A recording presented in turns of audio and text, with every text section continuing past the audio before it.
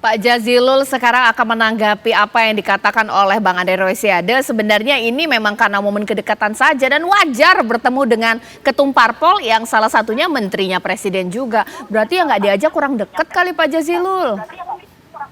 Ya kami pun juga tidak minta diajak dan kami hanya mengajak bahwa Pak Presiden harus netral. Dan politik makan siang seperti ini bagi kami nggak terlalu penting.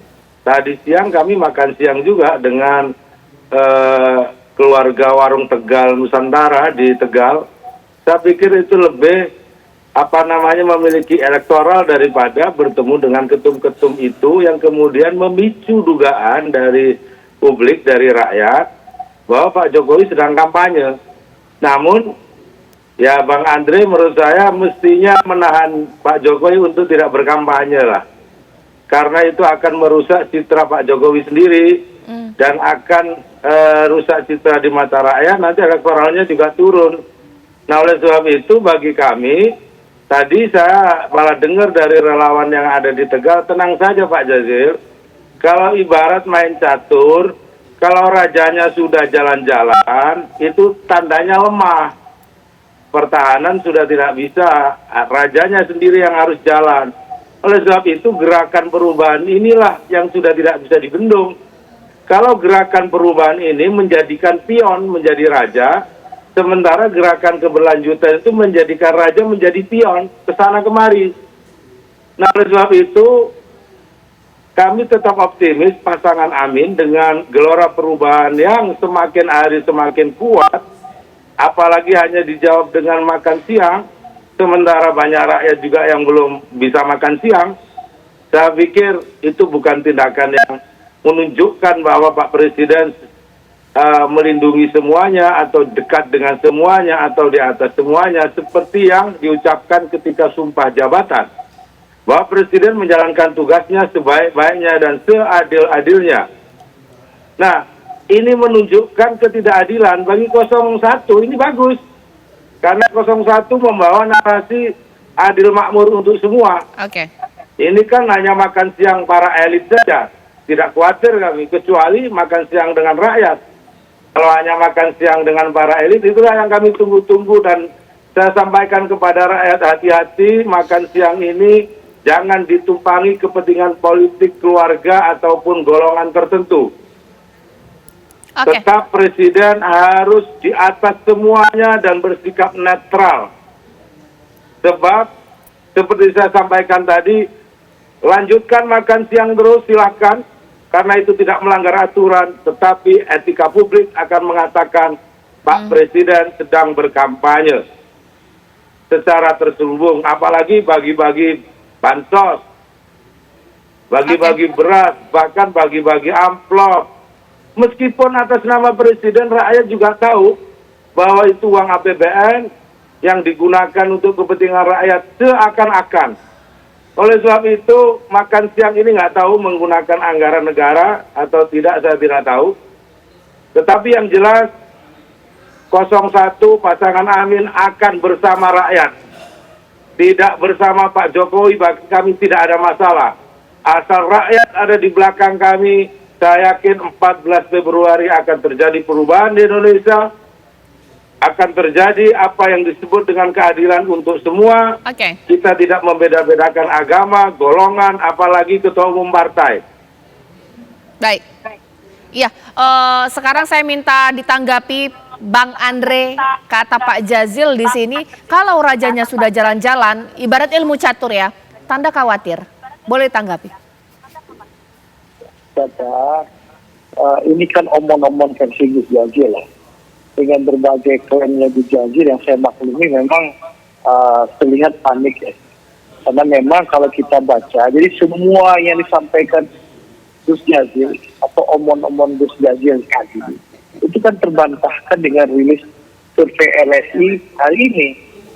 Gus Jazil bilang masyarakat tidak suka dengan Pak Jokowi, melakukan penolakan ke Pak Jokowi. Padahal di survei LSI di DJA, kepuasan terhadap Pak Jokowi itu yang dirilis hari ini itu 80,8%. Ya, jadi itu sudah menjawab omong-omong omong kosongnya Gus Jazil. Itu satu. Yang kedua tadi, Gus Jazil juga bicara bahwa publik ingin perubahan.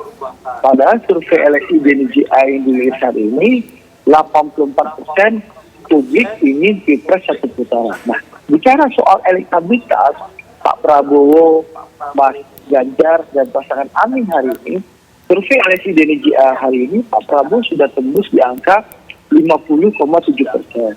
Pasangan Amin itu 22%. Pasangan Ganjar Mahfud itu 19,7%. Itu menunjukkan apa? Dukungan kepada Pak Prabowo setiap minggu terus bertambah, dan hari ini LSI BNJA sudah mengumumkan Pak Prabowo sudah melewati angka psikologis.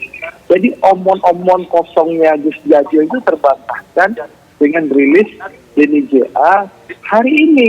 Jadi mari kita bicara fakta, bicara data, jangan bicara klaim atau bicara omon-omon. Kalau kata orang di kampung saya, gadang otak. Apa gitu itu loh. artinya? Jadi gadang otak itu ya kita bohong gitu. Oke. Ditahan Semua dulu. klaim Ya. omong kosong gitu loh. Bang Andre, ditahan dulu. Seperti di Sumatera Barat dibilang diklaim 80%.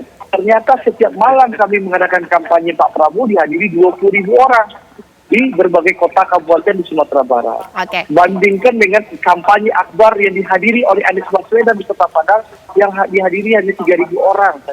Oke, Jadi, ditahan dulu Bang Andre. Inilah omon-omon gadang otak dengan bedanya dengan kerja nyata.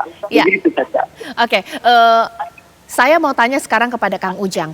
Pertemuan ini tidak hanya person ya, ibarat tidak hanya orangnya saja, tapi juga bertemu dengan tokoh ini juga di tempat yang berbeda. Prabowo di Magelang, AHY di Jogja. Apa yang bisa kita baca? Ya kalau saya sih melihat strategi ya. Strategi ya tadi strategi politik bahwa sejatinya ya kalau menyerang wilayah daerah itu ya harus terbagi. Ya artinya tidak tertumpu pada satu wilayah. Menyerang katakanlah ada di Jogja untuk katakanlah mengambil suara Yogyakarta. Di Jawa Tengah gitu untuk mengambil suara basis Banteng. Jadi sejatinya saya melihat ya suka tidak suka, senang tidak senang ketika misalkan Pak Jokowi ya hari ini dikritik oleh publik gitu bahwa dianggap tanda petik gitu ya tanda petik ya dianggap berkampanye dan lain sebagainya. Ini menjadi kalau bahasa saya memang ya tuduhan yang agak sulit kita bisa menjelaskannya karena kalau berkampanye kan harus cuti. Tidak berkampanye tapi ada di lapangan kan gitu. Ini juga harus bisa dijelaskan oleh Pak Presiden gitu. Sehingga publik menilai Pak Jokowi itu ya betul-betul presiden yang dianggap bijaksana yang memang di tengah. Nah kembali pada persoalan tadi Mbak, ini kan kenapa banyak sekarang di Yogyakarta dan Jateng. Kalau saya lihat misalkannya survei di Jawa Barat itu kita kelihatan siapa yang unggul. Di Jawa Timur juga kelihatan siapa yang unggul, saya tidak jelaskan nih. Nah kalau Jawa Tengah itu bisa dikuasai, bisa direbut oleh Pak Prabowo katakanlah dengan masuknya Pak Jokowi ya di Jogja dan di Jawa Tengah, itu kan menguntungkan katakanlah kubu 02. Ya sebenarnya agak sulit sekali lagi kita bicara soal apakah ini bagian daripada kampanye atau tidak. Karena saya harus objektif mengatakan itu.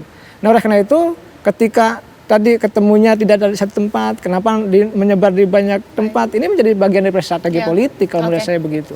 Oke, sekiranya bahwa tidak mungkin tidak peduli ya dengan apa yang saat ini terjadi mendekati momen-momen pemilihan. Nanti boleh juga ditanggapi oleh Mas Imam bahwa bertemunya di Jawa Tengah dan juga Jogja ini 03 juga harus harap-harap cemas ini karena basisnya Banteng ini sesaat lagi.